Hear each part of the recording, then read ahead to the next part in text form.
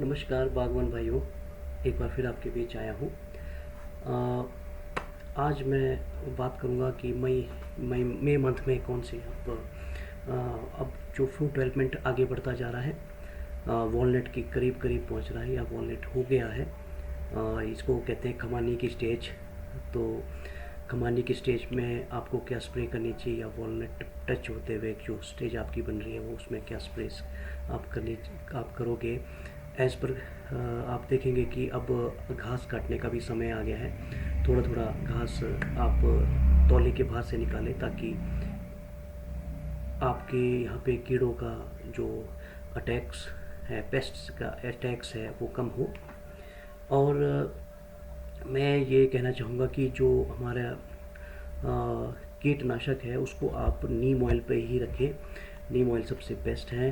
नीम oil के बराबर अभी मुझे लगा नहीं, क्योंकि दूसरे भी अगर आप यूज़ करते होंगे तो वो केमिकल्स है आपके, जैसे कि ओमाइट हो गया, मतलब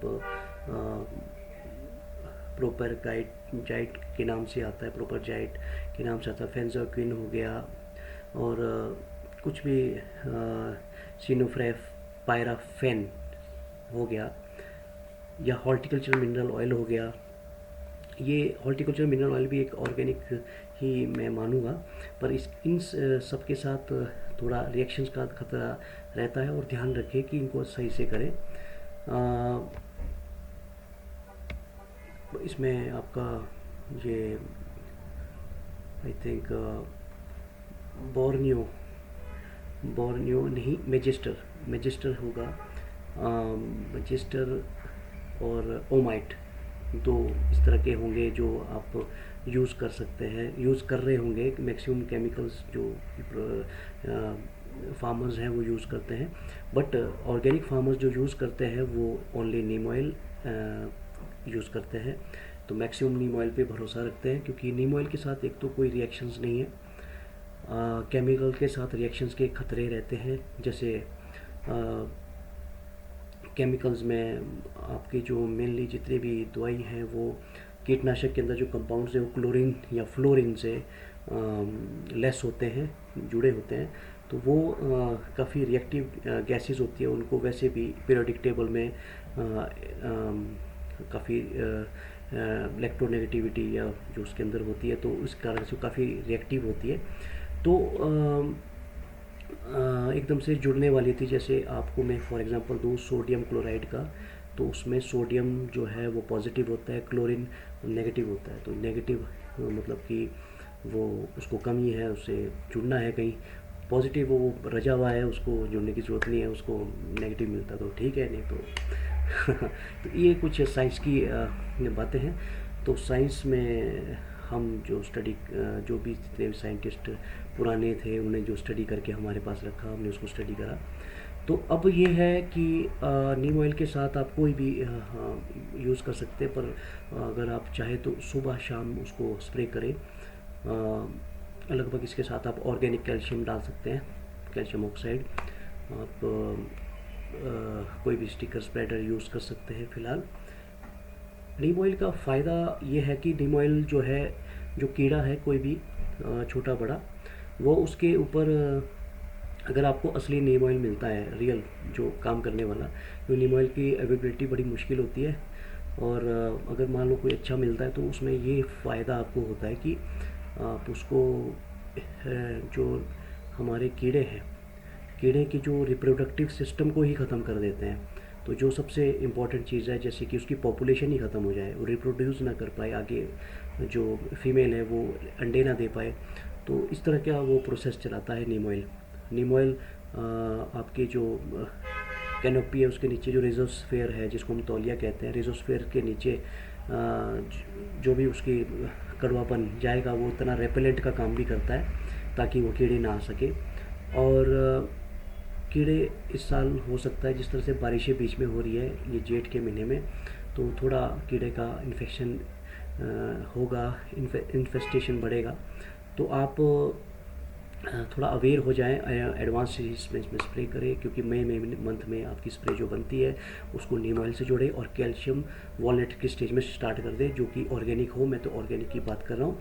केमिकल क्लोराइड या जो दूसरी है वो मैक्सिमम जो है वो लास्ट में ज़्यादा यूज़ होते हैं, बट मैं तो ऑर्गेनिक साइड से हूँ, ऑर्गेनिक की बात करूँगा। और ये नीम ऑयल का एक और फ़ायदा कि वो रस्टिंग पे भी काम करता है, वो रस्ट को भी दूर करता है, और ज़्यादा नहीं, समवट काम करता है। ऐसे ये मत सोचना कि अब मैंने रस्टिंग बोल दिया तो आप सोचें कि रस्टिंग की दवाई यही होगी, मतलब धीरे धीरे चलता है इसका प्रोसेस, और पर आपको एक अच्छा से बना के देगा क्वालिटी वाला। तो हम तभी क्वालिटी की बात करते हैं, क्वालिटी सिर्फ ऑर्गेनिक ही बनाता है। केमिकल आपको सिर्फ प्रोटेक्शन दे सकता है, एक जब लास्ट स्टेज होती है जिसको कहते हैं कि लास्ट स्टेज पे और ये तो नहीं होने वाला तो चलो केमिकल डाल दिया, तो वो तभी होगा। अब ये आपको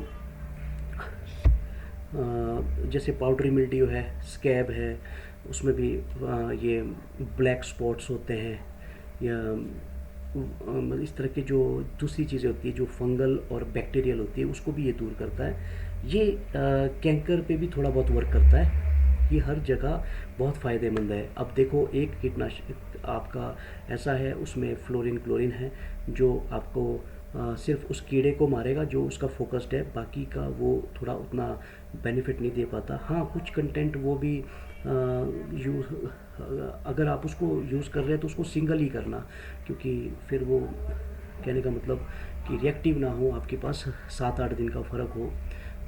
तो एक और चीज़, एचएमओ के साथ आप जब भी कभी स्प्रे करोगे एचएमओ के साथ देखना सल्फ़र रिएक्टिव है। तो हमारी जो फंगीसाइड्स होती है वो सारी सल्फ़र बेस्ड होती है, तो मैक्सिमम सल्फ़र बेस्ड होती है। जिंक बेस्ड तो Z78 हो गया।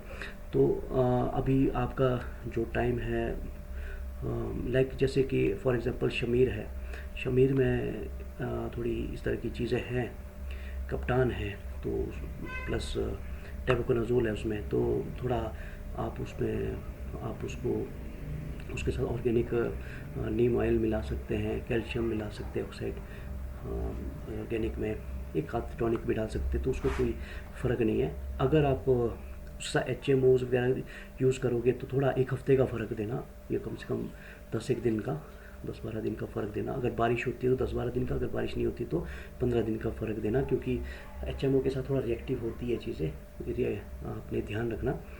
और बाकी डाइथिन बेब्स्टिन है, डाइथिन में सल्फ़र है, बेब्स्टिन में नहीं है लेकिन डाइथिन में है, तो HMO के साथ ध्यान रखना। HMO के साथ आप नीम ऑयल मिलाओगे तो 10-1 दिन का फ़र्क रखना फंगीसाइड के लिए अलग से। तो ये है छोटे बगीचों के लिए। जो बड़े बगीचे हैं उनके लिए भी ये कहूँगा कि आप जब भी स्प्रे कर रहे हैं फंगीसाइड्स के साथ, अगर आप HMO यूज़ कर रहे हैं या नीम ऑयल उसके साथ यूज़ कर रहे हैं, तो आप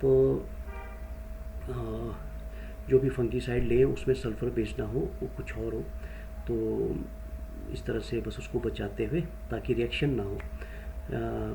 ये अब इस तरह की स्प्रेज है जिससे कीड़े का वो माइट अब आने वाला है, तो वुली एफिड भी आने वाला है, तो उसको रोकने के लिए अभी से प्रयास किए जाते हैं।